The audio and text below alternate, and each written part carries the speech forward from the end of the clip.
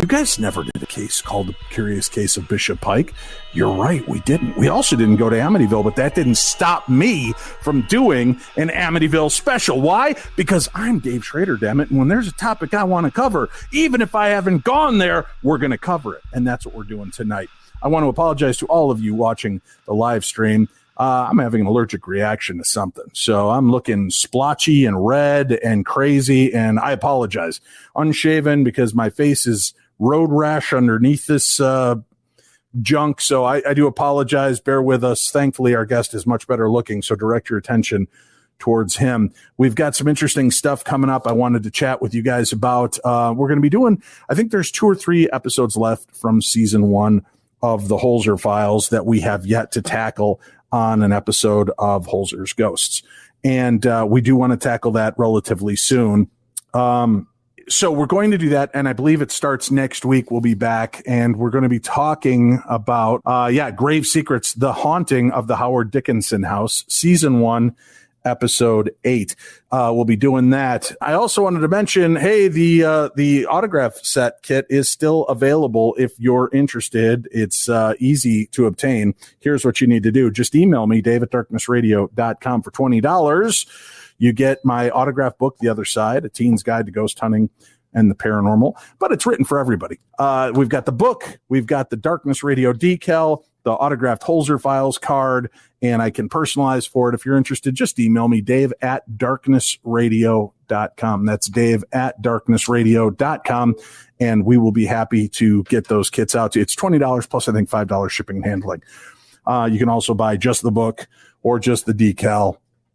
Let me know. I'm also curious, guys, on every episode of the Holzer Files, I carried with me, which is strange because I'm not Catholic, I carried with me a blessed rosary. I have, I think, 20 of those rosaries because I got a different blessed rosary at every location to carry with me just in case. Like Elvis said, he had the Star of David, the crucifix, and other logos on. And they said, well, which one do you subscribe to? He said he just wants to cover all the bases. So when he has to get to heaven, he's ready for it. So I do have those, and I might make those available. If you're interested, let me know. Email me, dave@darknessradio.com, and I will sell you guys the 20 or so rosaries that I used on the episodes, one on each different episode. So if you are interested, email me, dave@darknessradio.com. Let's get started with tonight's case. This comes from the case files of Dr. Hans Holzer, The Psychic World of Bishop Pike.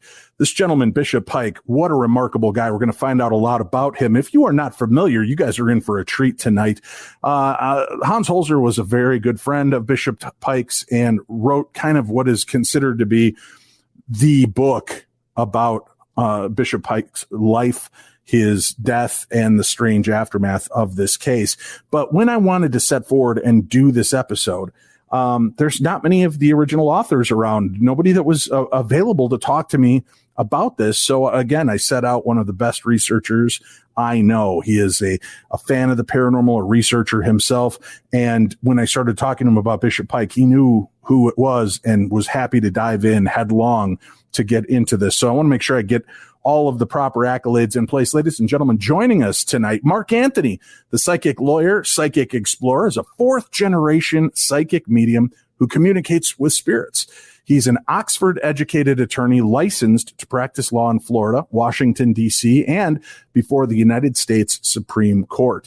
The media dubbed him the Psychic Explorer because he travels to mystical locations in remote corners of the world to examine ancient mysteries and supernatural phenomena. Mark has appeared nationwide on TV and radio, including CBS TV's The Doctors, Gaia TV's Beyond Belief with George Norrie. He's the co-host of The Psychic and the Doc on the Transformation Network, and he is a featured speaker at conferences, expos, and universities, which include Brown, Columbia, Harvard, and Yale.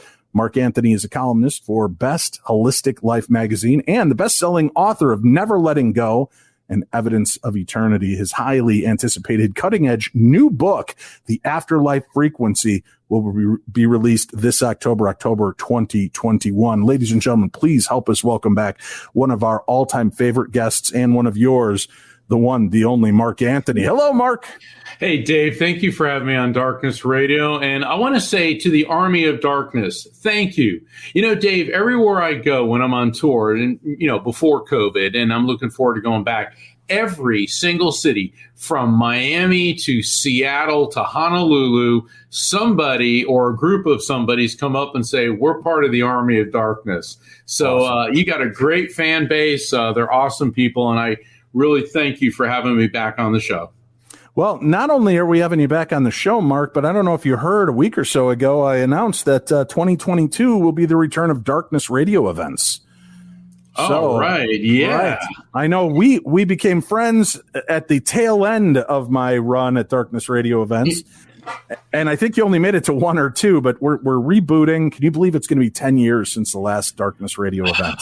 Well, you know what? It's, I'd like to say it seems like yesterday, but you and I have been so busy. It seems like a lot of yesterdays. But yeah, it's hard to believe it's been 10 years. But I think that's fantastic because let me tell you something.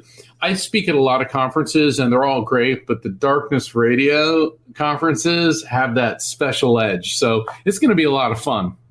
Well, that's because we all get high before the show. No, that's not true. We just have a lot of fun. So let's talk about this, Mark. Now, how familiar were you with Bishop Pike before I asked you to do a deep dive into this story?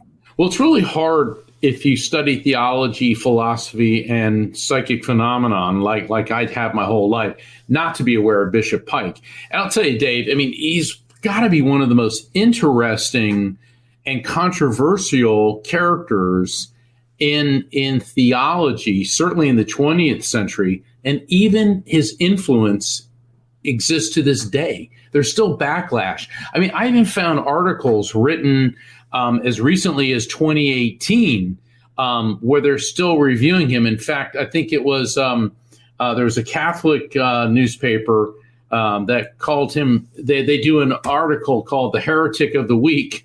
And they actually wrote an article about Bishop Pike as their heretic of the week. And so what he did and what he said lives long after his physical life. So, right. And, we could spend just an entire episode talking about the man's credentials. I mean, he graduated from several different colleges, University of Santa Clara, UCLA, University of Southern California, Yale University. He got a law degree, and not just a law degree, but a JSD, which is a fairly rare degree. It's the equivalent of a PhD in law, which focuses mostly on research. And then he even went to the Union Theological Seminary. So he started his education in 1930 and didn't get his last degree until 1951. So as a young man in the 50s, he had a lot of degrees. So he's a smart guy. I want to mention something just going forward, folks. We are going to be talking about a religious leader, and Bishop Pike is that. We're going to say a lot of different things tonight in regards to Bishop Pike and church. This is in no way means as a slap against any of the different religions or belief systems.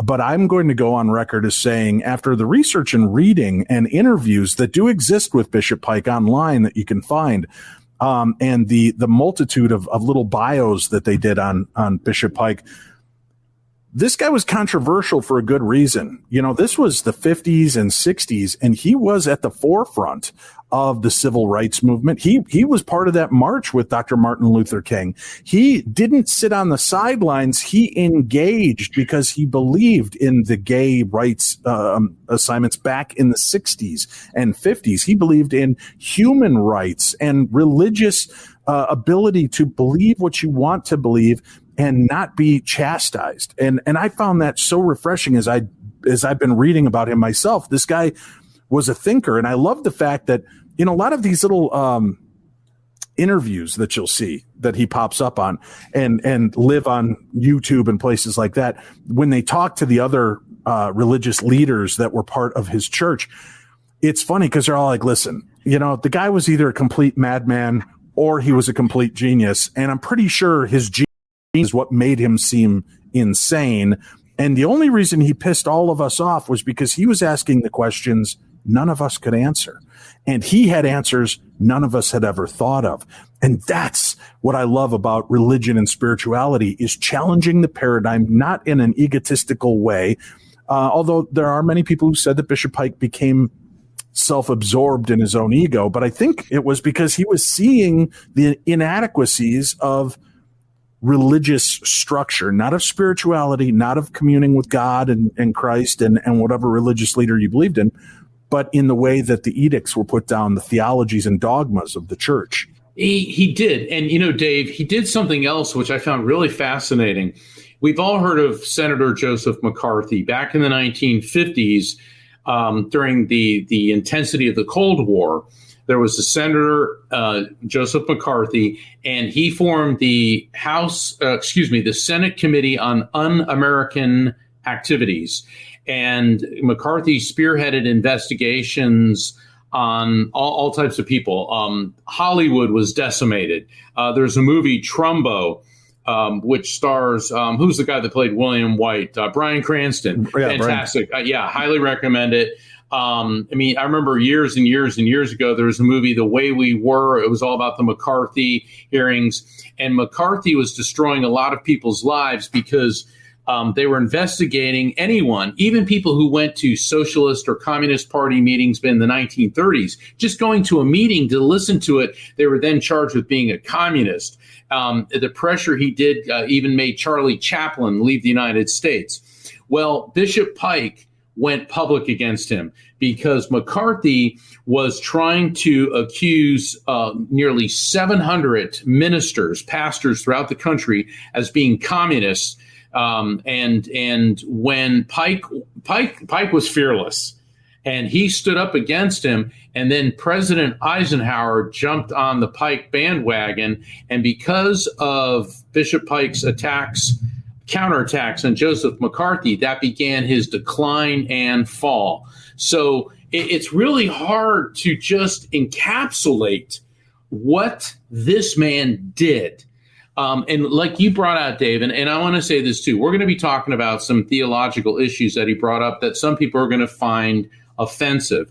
This does not represent Darkness Radio, nor, me, Mark Anthony, necessarily our views. But he rose very quickly in the Episcopalian Church. Initially, Dave, he started out as a Roman Catholic, but then he went through a period of questioning his faith and became an agnostic, which means he didn't really believe in God, but he would accept evidence. And then he decided to go to the Episcopalian Church, which, I was raised in the Catholic faith, and we always joke that Episcopalian is like diet Catholic. Okay, because a lot of the procedures, the rituals are the same, but they don't acknowledge, the Pope. All the guilt, but 1/3 the calories. Exactly. Yeah. Same great spirituality, less guilt. Right. And so, but he actually became the Bishop of California in the Episcopalian Church, which is quite a very big deal. But he wrote, I think, something like close to 50 books, and he questioned the existence. Well, I didn't question it. He said the Trinity is mythology, the virgin birth is mythology, and hell is mythology. And whoa, did that receive backlash, not just from the Episcopalians, but from every Christian denomination, which is why he is often called the apostate priest. An apostate is considered to be a traitor, or in the religious sense, somebody who completely rebukes and rejects. Other analysts call him an iconoclast. An iconoclast, that's one of those $1.25 words. And an iconoclast is someone who directly challenges traditionally held beliefs. And from the analysis that I've done of Bishop Pike, he looked at Christianity as something that we need to embrace the teachings of Jesus. Mm-hmm. Jesus is a minister. It's the love, the peace, the understanding, the forgiveness. It was the true spirit of the scriptures. not a believe what we tell you and don't question it, because if you do, then you go to hell. And so in that respect, that type of thinking was very revolutionary in the 1950s and 60s. But Dave, he was also a child of his times, because it was the 1960s where students began to protest against the Vietnam War. There was the love movement, rock and roll. Traditional institutions were shaken to their very core by all these new beliefs. And Bishop Pike was at the head of the pack when it came to religion. And what was great, and trust me, folks, there's psychic revelations, ghostly stories, and a lot of the paranormal. Obviously, that's why Dr. Holzer got involved and wrote the book, The Psychic World of Bishop Pike. We're going to get into that. But in order to discuss his life, we have to discuss all of it and talking about where he came from, why his life took some strange turns, and the fact that he stood up, which I think is very brave as a religious leader, not denouncing the church, not denouncing the religion or the positive aspects of it, but denouncing some of listen, we're coming into a new age, which I think is why people in the 20th and 21st century have strayed away, because it does seem like we're talking about fables and folklore more instead of teaching about the meaning. It's sometimes more in the esoteric and the mythological aspects of this. And he saw that 40, 50 years ago and realized in order to keep on top of this wave, we need to contemporize, not devalue, but contemporize what we're discussing and what these mean to all of us. And that was very powerful, which I think is what spoke to Dr. Holzer as well. This man's conviction to every aspect of what he did. And this guy, again, aside from being out on the forefront for gay rights and civil rights, he was against the war. He was out on Haight-Ashbury with the hippies and not chastising or yelling at he was there supporting the love movement, supporting the concept of what they were trying to achieve, which that speaks volumes about what real spirituality is and why he might be connected in such a big way to a much wider world than most spiritual leaders would be considered to be a part of. Well, on the flip side of the karmic coin, he also had a very colorful personal life. And he was a womanizer. He battled alcoholism, is a heavy chain smoker. And the joke I always have heard is smoking doesn't send you to hell. It just makes you smell like you've been there. Right. But he was married to Jane Alves in 1938, divorced her in 1941.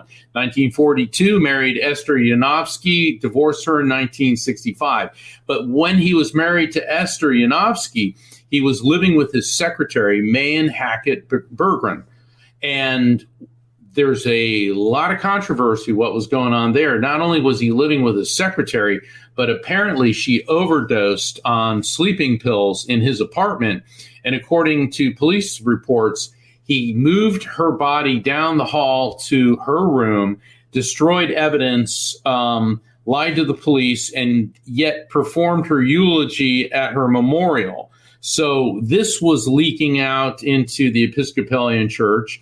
And then in 1968, he married Diane Kennedy, who was one of his students. She was also 24 years younger than him. But the thing is, so he had this, very checkered personal life. And, come on, you can't always trash somebody for having difficult personal relationships. But the whole episode with Mayan Hackett Bergren was very suspicious. That didn't bode well with a lot of people. But, Dave, if he did have a soulmate in this life, it was Diane Kennedy. And Diane Kennedy is not only still alive, but she is an ordained priest in the Episcopalian religion, and she's active. So she's got to be in her late 70s or 80s by now. So she's still going, and she turned an organization into the Bishop Pike Foundation, which then merged with it was called the Love Foundation, and it still exists now, and it's for helping youth find themselves and their leadership abilities. So the good aspects of his life continue, but where things start getting mystical, and I know this is what you want to talk to. And for those of us, all right, certainly for people who watch the Holzer Files, for people who are fans of Darkness Radio, for people who are familiar with my work,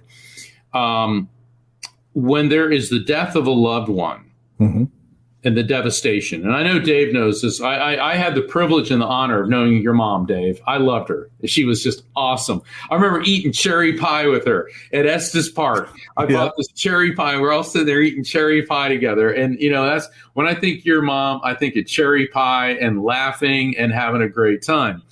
And then when somebody you love dies, it's very devastating. And this happened to Bishop Pike. Even though he was already a very spiritual man, his son, his 20-year-old son, took a gun to his head. And it was in New York City. And Bishop Pike, they'd had an off and on relationship, but toward the end of his son's life, they had been able to reunite. And his son died by suicide. And Bishop Pike was in London at the time. I believe actually he was in Cambridge. He was over in the UK because of, the Anglican Church, which is the Episcopalian Church. Obviously devastated. His son dies. Right. But then strange things begin to happen. I've got to think, it's one thing for the lay person to lose somebody. But when you're a religious leader whose son not only dies, which is devastating and tragic in its own, but took his own life, that has got to put you into a very interesting position theologically, religiously, mentally, of how do you, as a leader and a movement, how do you keep pushing forward and still maintain kind of class and style through all of that? And that, I can't even imagine what he must have been going through, especially knowing that they had been estranged for so long and they were finally on the road to recovery. Things were finally getting back, and they had just come back from a trip together, I believe. Yeah, they did. And then he had to go off to do some work, and his son took his own life. And that I can't imagine. I mean, does it say much about what his life was like when that happened? How did that affect him? It was absolutely crushing for him, and strange things, according to his book, The Other Side, which we're going to be talking about, which we are talking about. He started noticing in his apartment, like postcards arranged in this shape like that. Then he noticed safety pins and bent in the same position. And he started seeing all these things in the same position. And then he looked at a clock that had stopped working, and it was 8:19. And then he looked at the postcards, he looked at the safety pins all over his apartment. There were things in this shape, the shape of 8:19. And then it dawned on him that was the time when his son took his life. So he immediately started sensing that this could be, it's what I call in my work a frequency beacon, where spirit sends you signs and directs your attention to things. Yeah, exactly. And so that then opened a new door, a new facet to Bishop Pike, where he began to turn to psychics to see if he could communicate, get in contact with his son, because it appeared to him that his son was sending these signs. And I term this a frequency beacon because I've seen in my colleagues who are mediums, how many times have people lost a loved one, and then they look at a clock and they see like 8:19, or they hear that one song, or they're prompted to turn on the radio and there's that song, or they smell the familiar scent, but there's no source for it. Okay, this is how spirits do reach out to us. And so Bishop Pike was one of the first people to begin documenting this in a coherent and intelligent manner. Well, he also, there were some other funnier aspects, right? Like a woman that they knew that had bangs that his son Jimmy did not like. She suddenly singed her hair and lost her bangs, right? It was just weird little things. The temperature in the apartment, they would keep it low, and Bishop Pike would return to see the temperature had been turned back to what Jimmy always set it to. Right. So they would just keep running into these instances that they were not alone. And I like the fact that he went outside the normal realm. And I wonder how many religious leaders do this, but don't do it as public. Look for help and look for connection with that other side. Well, I can attest to that from firsthand knowledge. A lot of members of the clergy have come to me for readings. I've had Catholic priests, Baptist ministers, Episcopalians, Methodists, Hindus, Buddhists, and Muslims come to me to make connections with their loved ones in spirit. And it's always fascinating. And I would imagine that Bishop Pike had these type of discussions as well.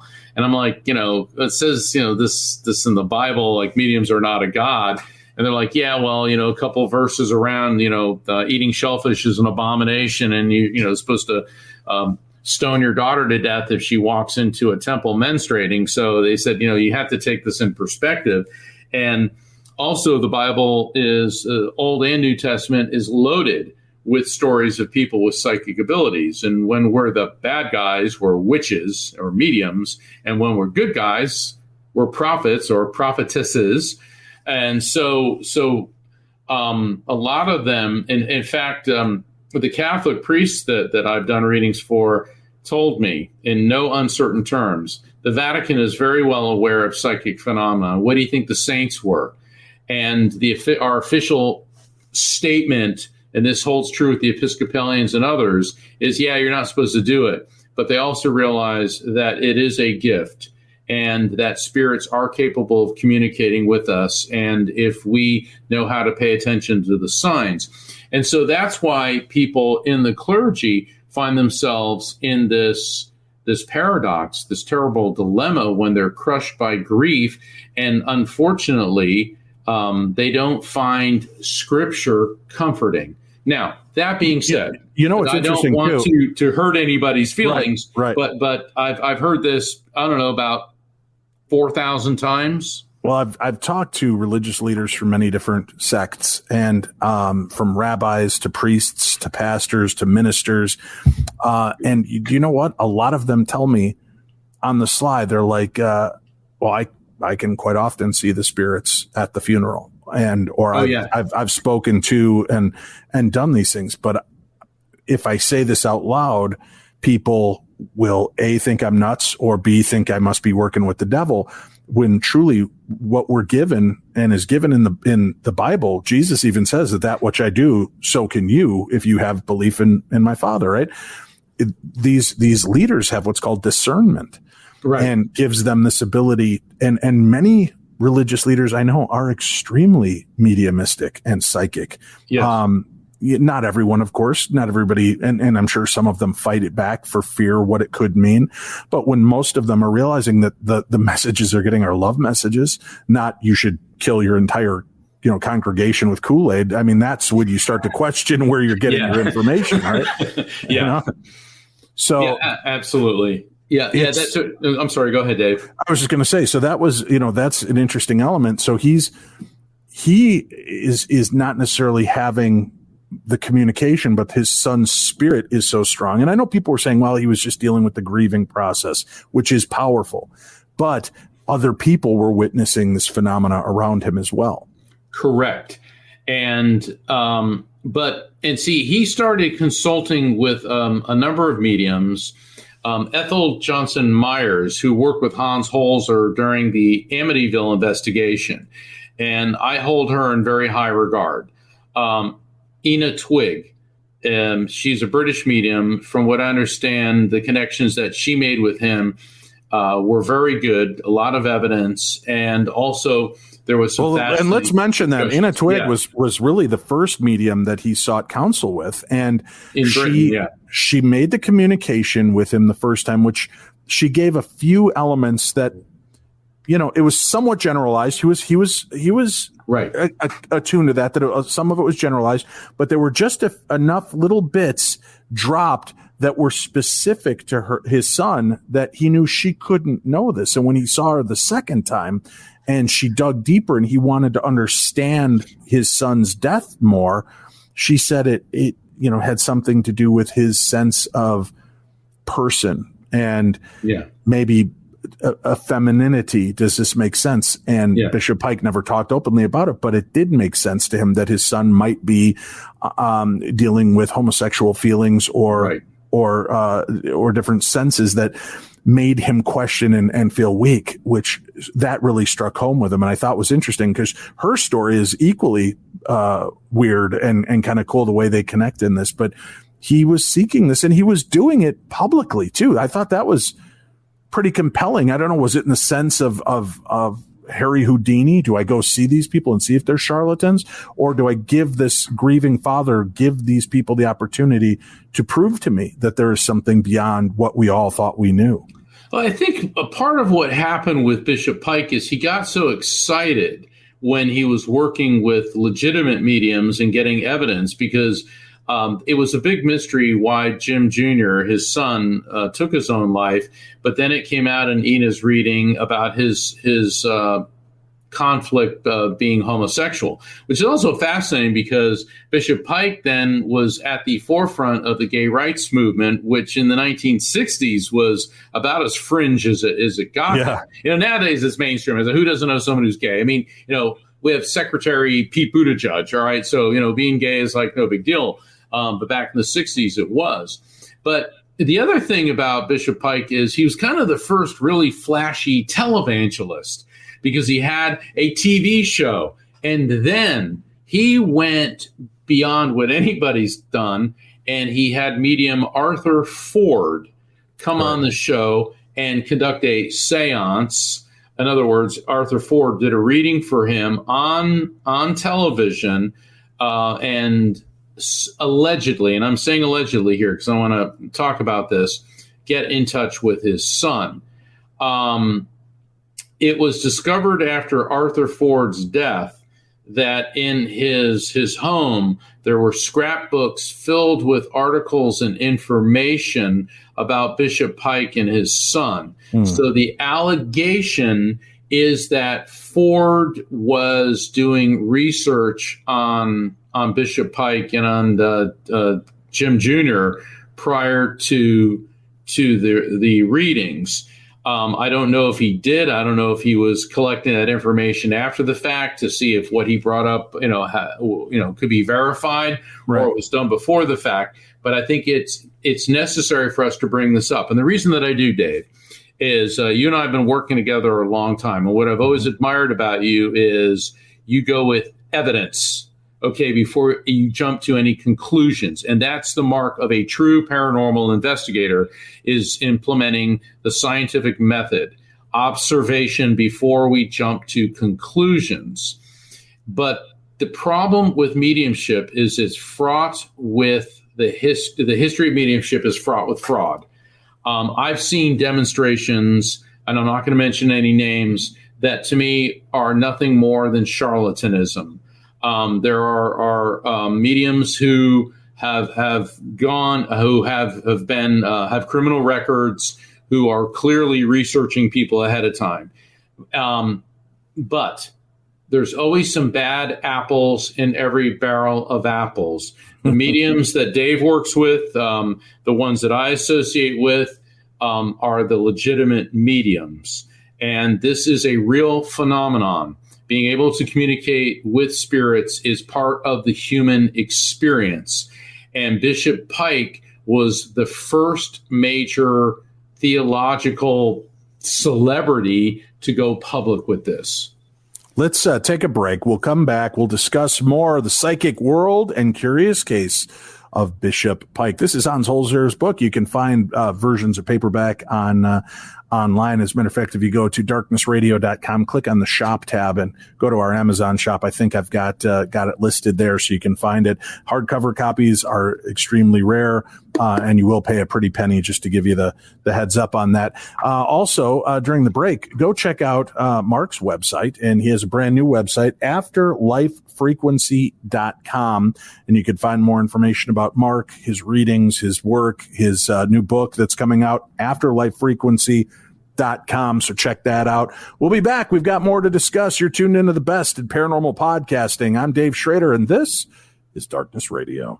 Hey, everybody. It's your old pals, Darkness Dave and Darkness Tim. Tim. Yeah. If I mention listeners' name like Connie and Justin, there's also Doug, there's Gerald, and I've also heard now from Nikki. Do you know what all of those listeners have in common besides listening to the best in paranormal talk radio? No clue.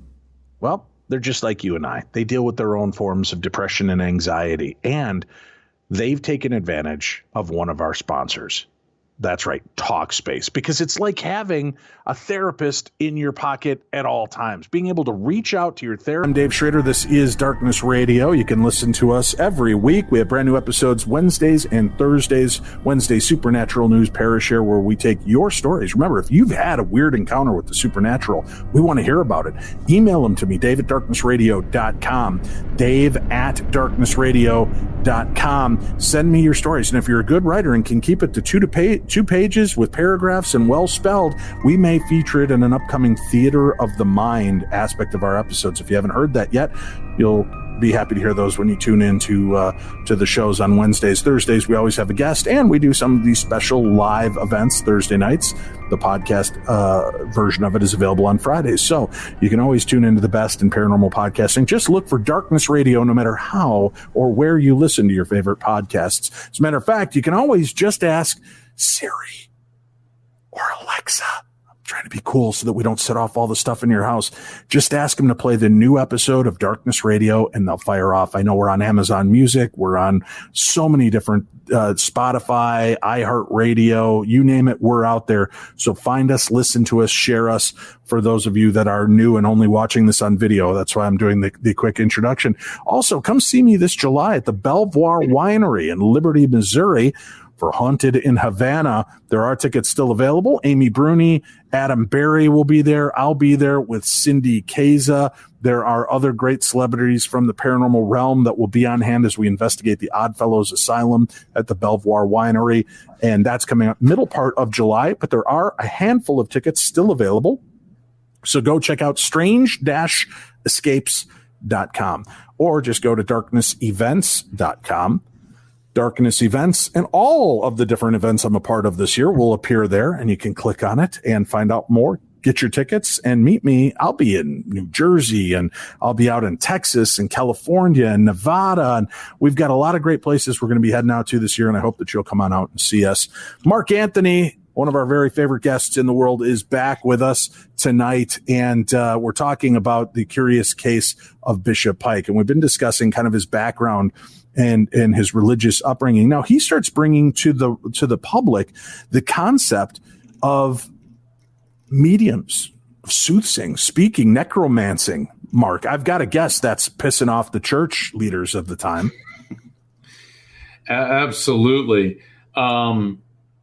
This then was the straw that broke the camel's back in the Episcopalian hierarchy, because then they wanted to get rid of Bishop Pike. And Bishop Pike said, well, if you're going to do it publicly and put me on trial for heresy. Okay, and it's like, whoa, a heresy trial. All right, now, back in the medieval era, you would expect heresy. I mean, through the Renaissance, Spanish Inquisition. But we're the Inquisition, what a jerk, the Inquisition. Or remember Monty Python? Nobody expects the Spanish Inquisition. Exactly. Well, nobody expected a heresy trial in the mid-20th century either. And then all of a sudden, the Episcopalian Church found itself in quite the dilemma. Do we take this guy who is loved by millions? He's a TV star. He's cutting edge. He stood against Joseph McCarthy, marched with Martin Luther King Jr. Do we put him on trial for heresy? And what happened is the Episcopalian Church backed off, and they issued a decree that there is no heresy in the Episcopalian Church. And so so another one of his accomplishments, and this one I don't think he necessarily intended, but he got rid of heresy trials. No, and but what he intended was genius, because if you take me to court, if you try to strip me of these titles legally, I get to speak out and explain my position, which is going to upset a lot of apple carts. And they were I love watching the little documentaries, because you do see his contemporaries. They're all frustrated by him, but they loved him. They respected and revered his ability to turn people into thinkers instead of just the flock of sheep. They engaged, which is what we shouldn't just be going through motions every week of, okay, it's a hymn, it's a prayer, it's a quick message, it's a hymn, it's a prayer. That's not engaging. He engaged and dragged people into thinking. And now he's bringing in the concept of communing with the dead. Now, is he having psychic awakenings during this himself? Yes, it was widely believed by his inner circle, particularly Diane Kennedy, his last wife, that he himself possessed psychic ability. I don't think he necessarily conducted readings, but he was so open to it that in observing the phenomenon. And, Dave, I've seen you work. And no, you're not a medium, but you can feel when spirits are around. I am definitely a 2XL, not a medium. Right. But the thing is, you do feel when spirits are around, and everybody can, because we all have the same basic physiology. Some people are better at it than others. That's what I've always said. Some people are better athletes than others. Some people are better mathematicians than others. Some people are better psychics than others. It's just the way it works. And so he really, really dove into this phenomenon. And it's really a shame that he died when he did. And if we can, I do want to talk about his death, because... Oh, yeah, of course. We're going to get into that. We got to talk about that. Okay, so we have this guy who's done it all in the theological sense. He's had a president back him against Joseph McCarthy. He's been an apostate. Almost tried for heresy, rocked the Christian world to its very foundations, been through very difficult life, womanizing, a son who was probably gay, who took his own life, sadly. And then he decided, and throughout his career, he'd been to Israel several times, studying in Israel. And then he wanted to write a book about the historic Jesus. So you got to understand that while he questioned the so-called divinity of Jesus, he did not for one instance take away from Jesus as a great teacher and a mystic. In fact, I'm going to digress for a second, then we're going to come back to his passing. Time magazine in 1968 reviewed his book, The Other Side, the one that you have there, wherein it stated that shortly after the death of Bishop Pike's son, Jim, when Pike returned to Cambridge, strange paranormal experiences started happening. And they talk about the 8:19. Clocks in his apartment kept stopping at 8:19, the hour when James Jr. died in New York. Books and cards kept toppling over to an angle that matched the hands of a clock at 8:19. And then Pike contacted Enna Twigg, like you indicated, Dave. And during the reading, this is what came through. All right, so according to Bishop Pike, the spirit of his son came through and said, I am not in purgatory, but something like hell here, which I found very interesting. Then he said, Jesus was a seer, S-E-E-R, a seer. They talk about him, they meaning the other spirits, a mystic, a seer, that he is triumphant. But they don't talk about him as a savior, but as an example. So this comes through. Of course, he puts this in his book and begins to preach about this. But the Time Review went on to say that not all readers are likely to be convinced. They may ask why a bishop who has been so skeptical of received Christian tradition should be so readily to accept the assurances of assorted spiritualists that there are cats in the afterlife and that husbands and wives will experience a new kind of non-sexual spiritual relationship. As for the dead Jim, he appears in the book to be so vague and formless as to seem nothing more than a loving father's wish fulfillment. Now, I can see why somebody who doesn't believe in mediumship or spirituality would say that, but it is also very apparent to me that this person has no understanding of what it is like to engage in spirit communication. Well, let me say one thing. As a father, if one of my children died, the message, hey, I'm not really in purgatory, it's a lot like hell, is not the message I want to hear either. So to say that this is spoon feeding a grieving father what he wants to hear, that's not what you want to hear.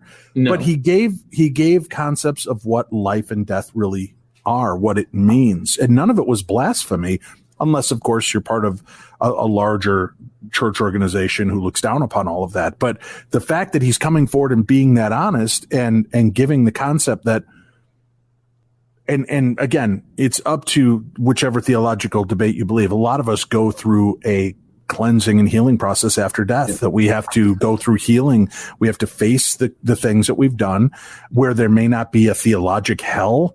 There is that hell of realizing what it's felt like to hurt everybody that you've hurt in your life and how your emotions affected everybody else. And that could be the realism of what hell meant to Jimmy Bishop, his son.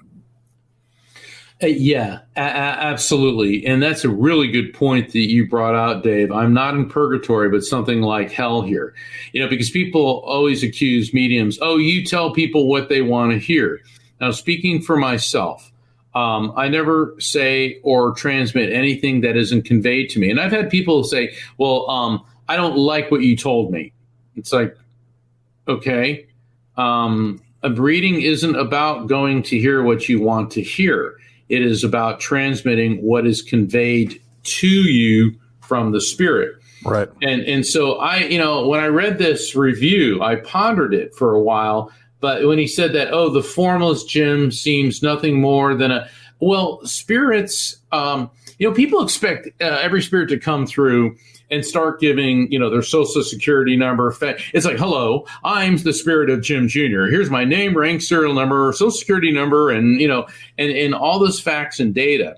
You got to realize we're dealing with electromagnetic energy, and they're emitting these waves of frequency, which are going into the medium's brain and then getting converted into recognizable concepts based on memories, feelings, and cultural associations of the medium. All right. It would be very nice if it were like on the show, we have a crawl going by. It'd be very nice if it were a crawl, and oftentimes we get some very specific information, but a lot of it, you may get sensations and feelings. Also, a lot of people expect everything to make sense the second it comes in. There is a process after the reading, which I call the unfolding. Think of a reading like a flower, blooms, blossoms, unfolds. It can take hours, days, weeks, years for the full meaning of a reading to make sense to somebody. And it is pretty clear to me that Bishop Pike understood that he studied psychic phenomenon enough to realize that it just wasn't instantaneous downloads of information, because a statement like I am not in purgatory, but something like hell here, does that mean the archetypal hell with the fire and brimstone and the jerk with the pitchfork sticking in the wazoo? Or could that mean I'm on a different frequency because than people that led a less volatile life? Right. There's a lot there. And Dave, you brought up a very interesting point when you said that how people of faith go through these quandaries. Mother Teresa. Now, when you think of Mother Teresa, you're going to think of a more spiritual, pious person. She went through years of doubting the existence of God. Now, if Mother Teresa can have doubts, then for those of you who are listening who are having doubts with your belief system, you're in pretty darn good company.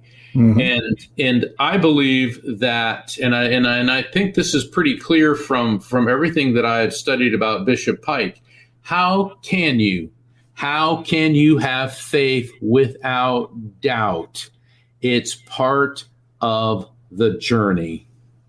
Right. That's part of what faith is, right? It's asking, it's challenging, and then accepting. You know, I've mentioned it on the show. I'll mention it again. When you talk about God, when my mom died, I was filled with anger and rage toward God. And I had to go up and do the eulogy for my mom. And Tim took me aside because he could see the seething. And he's like, talk to me, D, what's wrong? What's going on? And I'm like, what's wrong? Dude, my mom's dead. You know, she was cheated out of this and short-shaded out of that and ripped off of this and now this and that and the other. And he goes, Dave, you have every right to be hurt right now, man. And it's real easy to point the finger at God because we want something to blame for why we hurt so bad. Yeah, why did you do this to me? Yeah. And he said some clear things. Like one thing he said to me that really hit home was the reason it hurts so bad is because you had this gift that you no longer have. And that gift was given to you by God. Your mom was your gift and she was your biggest supporter. She was your friend. She meant the world to you. He goes, but dude, look at how you're looking at things. And I could see that in reading Bishop Pike's book and Hans Holzer's book about Bishop Pike. It was taking my complaints about, you know what, hey, my mom finally retired and she was going to go travel with my dad and get to see the world. And he said, Dave, your mom traveled her whole life with your dad. She met the man of her dreams. She traveled the world with your father. She worked in a job she loved doing. And when she had to retire, her story came to an end, but she got to do everything. She saw her grandchildren, her great-grandchildren. She saw your happiness. She saw you turn into this. She had these moments. Dude, you got to look at what she did have and how full her life was. And it totally reflected back. And then it was something of, oh man, it's how you look at a situation. And coming from somebody who deals with depression and anxiety, it's real easy to say, yeah, just don't feel that way. Yeah, that never works, Mark. Right. But that's not what Tim said. Yeah. Just stop being depressed, you know, but that's not what Tim said. He said, he goes, you're looking at this head on at the problem right now. Now come out and look from this angle and realize, man, your mom got to do this. Your mom got to see all these things. Your mom lived long enough to see you do the show and get to do radio and meet all these paranormal people and all the things that she accomplished through you.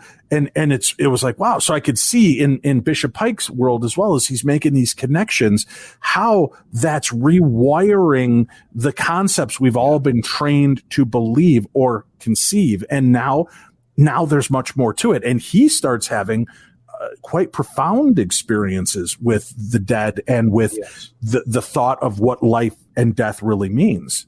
Right. And so after all this comes out and he gets basically, even though he didn't get charged with heresy, they pulled the rug out from under him. And for somebody with as dynamic, controversial, and public a career, his death was almost fitting.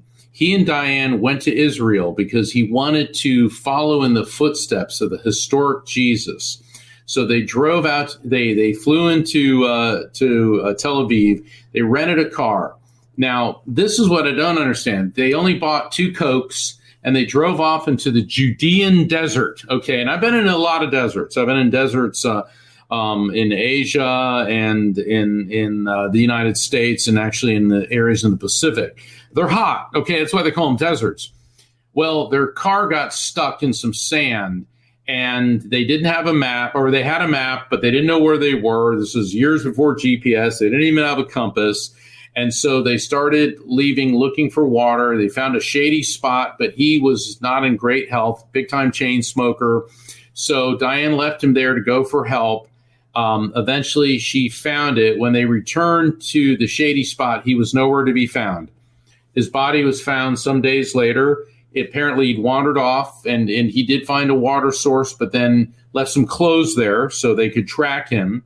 but his body was found in a ravine. It appeared that he was climbing up a canyon wall and then plunged to his death. Interestingly enough, his body was in a kneeling position when they found him. So he died in the Judean desert searching for the historical Jesus. Maybe this is tragedy, or maybe this really was the dynamic end to a dynamic life. Now, can the True Crime Tuesday aspect of my brain kick in for a minute here? Absolutely. Because when I started reading this, I'm like, the wife survives, and then he's found dead long after. Is there any chance there was foul play? They had to look into that at some point, didn't they, Mark? They absolutely did. But, it doesn't appear that way, because from all accounts, they really did love each other. And you got to realize, too, she was 24 years younger than him, but then maybe she wanted to get rid of him. But he was only 56 when he died. And I know, but I'm only 53 and my wife's almost 40, and I'm pretty sure she's still trying to figure out ways to get me to go up a mountain cliff with her. If you ever see me posting on Instagram that I'm out having a walk on a mountainside, Mark, send a helicopter, because she's going to shove me off. She's going to shove you off. Yeah, Dave, I have to say the suspicious lawyer in me started thinking about that too, because it was just a little bit too much. But if she did try to kill him, but why would they just go into the Judean desert with 2 cans of Coke? I mean, I've been in some deserts, and you better have water and something to create shade and have a backup plan. I mean, it's miserable. I mean, it's interesting and all that, but it is absolutely miserable. So, yeah, I was wondered about that too, but it doesn't appear to be the case. On the other hand, we must always keep an open mind, because this is Darkness Radio. That's right. And again, I don't mean to take it to a nefarious place, but it's the question. Right? You got, when you're out, anytime a husband and wife go out together and one is older and then suddenly missing, and then they find him dead, but the wife makes it, you got to ask some questions. And it would be the same if it was the other way around as well, I'm sure. But so this tragic end, and one of the things too, he was going out in hopes of finding the cave that Jesus went to when he kind of squared off with the devil. Right. He wanted to fight his challenges and kind of face these aspects as well. So you're right. Did he find the historical Christ? Did he find it in those moments? And there he is in the kneeling supine position, of prayer to whatever in death. That's pretty powerful. But his story physically ends there. They bury him in Israel, right? But that's not the end of his soul tale, is it? No, I mean, his legacy lives on. I mean, and his wife, Diane, is an ordained priest in the Episcopal religion. She's still going strong. She'd be a fascinating person to interview. I don't know if she grants interviews anymore, but well, she might have before I started asking if she killed him. Here's something cool. If you do find the book online, the Psychic World of Bishop Pike by Hans Holzer, it says, in a dramatic confrontation, the author makes contact with the spirit of the bishop himself through the trance mediumship of the eminent medium Ethel Johnson Myers, who you've seen featured on Holzer Files with us, folks. The Psychic World of Bishop Pike is a unique account that only the author could have written, for he knows intimately both Bishop Pike's world and the psychic world as well. Hans Holzer had also worked with Bishop Pike in making a documentary film about the bishop's parapsychological experiences, and it was pretty interesting that they do come through, and that she finds a way to communicate, or I should say he finds a way to communicate through this medium and goes through Ethel and again gives some pretty compelling communication to Dr. Holzer, which is outlined in the book, and others enough to make them believe that they truly did come into contact with Bishop Pike, and that they too get some answers to what the other side is all about. Certainly, and somebody like Bishop Pike, his spirit would definitely want to be illuminating our understanding of the afterlife. So I think his story, like all of our stories, it does not end a physical death. We have to realize that we're only living in the material world for now. And Dave, I want to revisit something when you're talking about your mom, and I know how close you guys were. Mm-hmm. We grieve as deeply as we have loved. And that's why you grieved so heavily, because your the love for your mother could fill the Pacific Ocean and then some. But we also have to realize that grief is the price of love. But on the other hand, a life without love is not much of a life at all. And that's part of the human experience and living in the material world. And thank you, Madonna, for that last line. We appreciate it. Actually, I got it from George Harrison. And George Harrison actually managed Madonna for a period, and he produced that movie that she was in with Sean Penn. But where George Harrison got the term living in the material world comes from Hinduism, right? Which I've been studying since actually I was a child. You just stick with that, Mark. We all know that on that other wall over there, you've got Madonna's like a prayer poster hanging up still. You can't fool me. You know what though? What's Madonna? She's like 62 now. She looks awesome. I mean, it's like, you go, Madonna. Let me see. We've got a couple questions here. Libby asks, how can phenomena be researched using scientific methods? How do you create a control baseline and then test situations that are comparable to prove it? That's part of the big problem, Libby, when you have people like Houdini and the amazing James Randi Foundation, who are doing the $1 Million Challenge. They would set forth parameters that were hard to mark. How do you prove a ghost exists in my house doing it in a lab? And the parameters they set always took it from the location where the ability was strongest and wanted to replicate it in a situation where we know science has proven with the slit test that they could shoot these particles and the particles will act in an erratic way until you look at them, and then they go through the slits how they're supposed to. And then when you stop, they start jumbling up again. So when you put somebody into that position, and I'm not making excuses for mediums and paranormalists, because you want to see it, but I would love to see them come to a location and be in there. But then again, you do these, Libby, Peter Popoff, the religious leader, is still very, very popular, even though James Randi busted him and showed how he was doing the faith healing and that he had an earbud. Somebody was feeding him information on all these people. But belief and want and desire sometimes outweigh logic, and they'll surpass that. But there are methodologies, and over in Europe, and I know Mark has studied over there as well, they take parapsychology much more seriously, and they do run through stringent tests. There is the documentary that just came out. Caroline Corey was on our show earlier in 2020.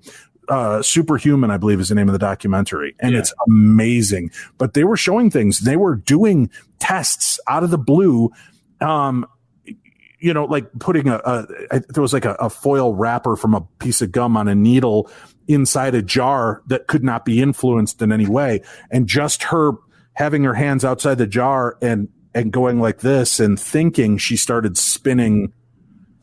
That's one way that you start to test these philosophies of what we're capable of truly doing. And I think that's what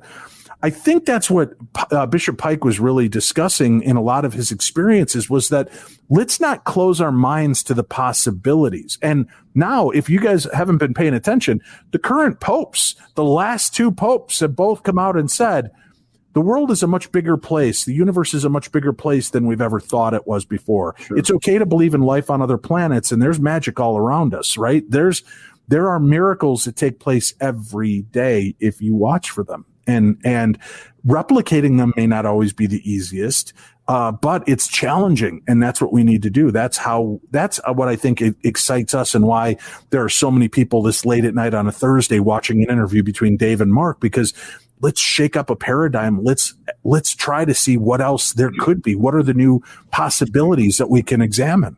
We also have to realize that even if there is not currently a test the technology to verify this doesn't mean that it cannot be developed. And I've been in, I've seen Dr. Gary Schwartz's soul phone.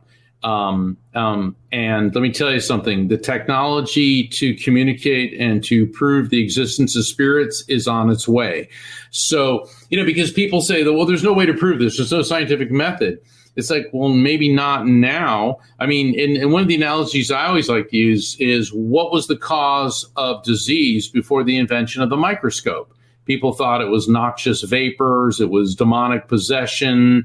It was a black cat walking in front of you. And then all of a sudden the microscope shows germs, fungus, viruses, all of the parasites that get into our systems and make us ill. So, for thousands and thousands of years, people thought that illness was caused by demons until science proved otherwise. So it's just a matter of time. Donna Leah says, or every spirit to have the ability to communicate clearly, conspicuously. If a spirit is in scattered form, then it is learning to come into focus. That may seem like a form of hell. And that's an interesting concept, Mark, because we've been talking about that a lot lately. That how is it that grandma's spirit is at her childhood home and you see her as a little girl, and she's at her college dorm as a teenage woman, and then she's at the home where she died? We've had so many, and this has been my theory on it, we've had so many experiences, maybe something traumatic, maybe grandma loved that house. That was the funnest, best part of her life when she was a little girl. So that's why a part of her will always remain. When she was a teenager, maybe her roommate committed suicide and her soul broke and a piece of it stays there. And where she lived out the rest of her life with her family and friends, that's a big part of it. So there's these reclamations of soul shards that we have to do to pull back together, which, as she said, Donna points out beautifully, maybe that's the hell. It's existing, but missing parts of you and lost, and having to revisit each part to pull it back in, like Thanos and the Infinity Stones, right? We've got to bring them all back together to become the one complete soul that we are. And then once we've realigned and experience those moments where we lost those parts of us, to give us the perspective of what happened, the learning, how we affected others, how they affected us, that very well could be a big aspect towards what we're dealing with. You have written on this kind of stuff extensively. What do you make of that kind of concept? I look at it as spirits are multidimensional beings that can be in several places simultaneously, because we're all patched into what I call the collective consciousness, and that we're think of your soul as a drop of water. And when you die, that drop of water, that electromagnetic field, plunges into this eternal sea of consciousness. And because it's electromagnetic energy, everything in the EM spectrum moves at the speed of light. And so that's why spirits can appear to or be in several locations at one time. And this is also, very difficult for us to understand, because we are living in the material world and in finite form, yet we are attempting to understand infinite beings. So, we can do the best we can with our limited and restricted perceptive abilities. And, this isn't some woohoo thing. If you talk to, myself included, being an NDEer, but near-death experiences, how people talk about the perception is not only veridical, but like 360 degrees. Like right now, you and I see in a linear fashion through our eyes, whereas a spirit perceives in a spherical manner. Real quickly for folks, Mark, I thought you might find this interesting. We began doing prayer and healing requests on Darkness Radio back in the day. And we would, post it on our MySpace page and such, and do these things. And this next person who's popping up a question, Cheryl, was one of those people. We got a message from one of her teammates. They're like, hey, I don't know that I believe in all this prayer and healing stuff, but Cheryl collapsed. I think it was on New Year's Eve. Cheryl, correct me if I'm wrong. She collapsed and had an asthma attack, and they're about to perform last rites. Can you put out healing and prayer request? And we put out one and had hundreds and eventually thousands of people from all around the world weighing in and saying prayers and sending healing and energy and just positivity to a woman who was not aware that this was coming. So when you say, what is the true power of prayer? Well, if you believe in a curse, it happens. If you believe in prayer, it happens. Cheryl, as I recall, was up and awake the next day, out of the hospital within a day or two. And as a lifelong asthmatic, she has not had to do much with her puffer and has had a pretty powerful rebirth, if you will, after that moment. So that's a living testament right there to the power of people coming together for good. Cheryl asks, don't they say that spirits come in different ways than ghosts? Is it true that ghosts are memories imprinted in the area of high emotion and spirits are people that are trying to communicate? Yeah, I agree with that. There's 3 schools of haunting. And one of them is that it's actually a ghost is a residual energy echo because matter retains vibration. So your question already answers itself. Ghosts are memories imprinted. That's what I call residual energy echoes. So let's say there's a murder somewhere. That vibration stays there, but encountering that ghost is no more a sentient, conscious spirit then your reflection in a mirror is you. So I do agree with that. All right. And thank you very much. And Cheryl, it's always been a pleasure. I'm glad that you're still with us on this side and that the prayers came through for you. Here she says right here, you're right. The next day I awakened and I haven't had an attack since. That was 15 years ago, Mark. Awesome. Well, Cheryl, I'm glad you're here and we look forward to you coming back. And, that'll cost you $22,565 now that we can bill you for it, now that we know you've survived it. The darkness bill is on the way. Just go ahead and use your supernatural visa to be a part of that. Let's see here. Trying to look. If you have questions, feel free to throw them in there. If I've missed them already, I will try to get them back out. Lena says that she truly believes in prayer and intentions. Very powerful. And that's why, in prayer for the soul, I always feel, I do that at every location, hoping that if there is a spirit lost there, that the light will open, the spirit will find its way and that they'll move on. But putting forth that energy, I can tell you this, watching people come together in positivity and in good has created unbelievable miracles in the lives of myself and so many other people. Watching people build hatred and rage does nothing ever to make things better. Hatred is like drinking poison and then waiting for the other person to die. You got it. That's not how it works. And so you guys got to let that go to move on. Let's see here. Now with this, hold on. I know I had one more comment in here I wanted to get to. Sammy says a memory also holds energy. Perhaps the age you were in that memory affects how the energy manifests itself in a haunting. That's interesting. Yeah. Good theory on that one. I like it. Yeah, that's a good one, Sammy. Thank you very much. So, when you do a deeper dive into Bishop Pike like this, and again, here's the picture of Hans Holzer with Bishop Pike. When you do a deeper dive into this and you find somebody like this who is so forward thinking, even back in the 60s, Mark, and what does that say to you today in the 21st century about what we're really capable of? Well, the possibilities are endless. What I love about Bishop Pike, it was very clear that he was a genius and he was disliked in the Episcopalian Church. There was a lot of jealousy there too. He got all the attention. He wrote the controversial books. He had the TV show. And just because people are members of the clergy doesn't mean they're not backstabbing, manipulative, and hateful.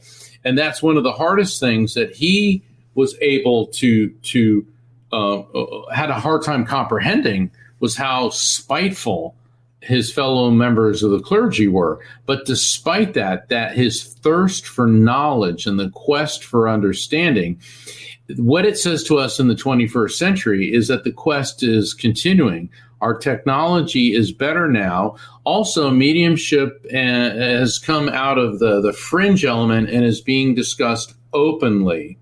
And I think that that's really positive. When he said things, about James Randi, he created what do they call it in Star Trek? The Kobayashi Maru, his $1 million challenge.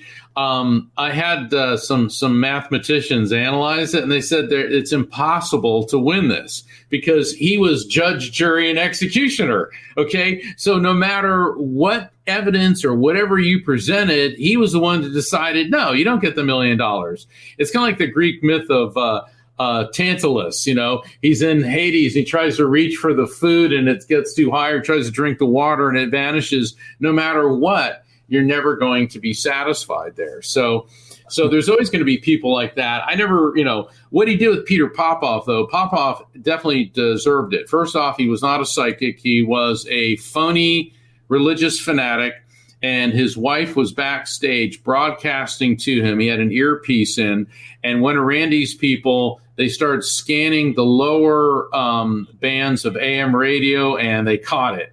And she'd be like, lady in the third row, fifth from the left. She had a tumor, because people had to fill out. They had to fill out a questionnaire before they go in about all their ailments and things. They give it to his wife. Then she's backstage transmitting it to him. So if you ever go see a medium or an evangelist and they make you fill out a questionnaire about what's wrong with you, and then all of a sudden the guy, that's when you take this very skeptically. Agreed. The very curious case of Bishop Pike. I recommend getting the book. Go online, watch some of the videos.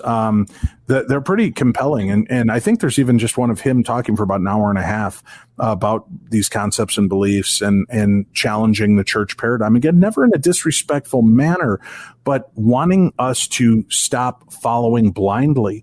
There's more power. It's kind of like a sales. What's the word I'm looking for? Mantra. When I was in sales, they would tell us, stop being upset when your buyer asks you questions. The best buyer is an informed buyer. The ones that just buy blindly end up coming back later mad at you because they didn't do everything that they thought it could, or they had misconceptions. The ones that you lead to the water, show them how to drink, and send them on their way are the ones that are going to be more fulfilled. And I always thought that was important. And what religion should really be is forgiving, loving, all inclusive. And obviously I'm not talking about murderers and child rapists and things like that. So I can already tell I'll get some emails. Well, what about these people? Are they okay? How about the ones making love to sheep? Should that be okay? No, obviously, that, but I'm just saying. Oh, you get those emails too, Oh, yeah. It's about inclusivity and loving one another. It's like the people that beat up other people in this paranormal field. You know what? We're all in it for the same deal. We all want to have an experience to understand what is out there above and beyond the reality that we have here.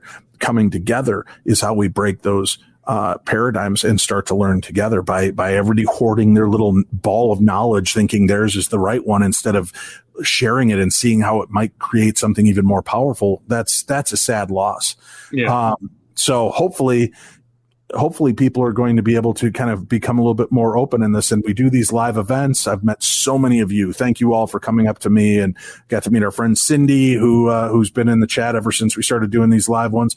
And so many others that come on up and say hi at the events. Come on up. It's great to meet you. You get your hugs. We'll talk. We love hearing your thoughts and beliefs and just being a part of our world. So thank you very much for letting us into yours. Mark,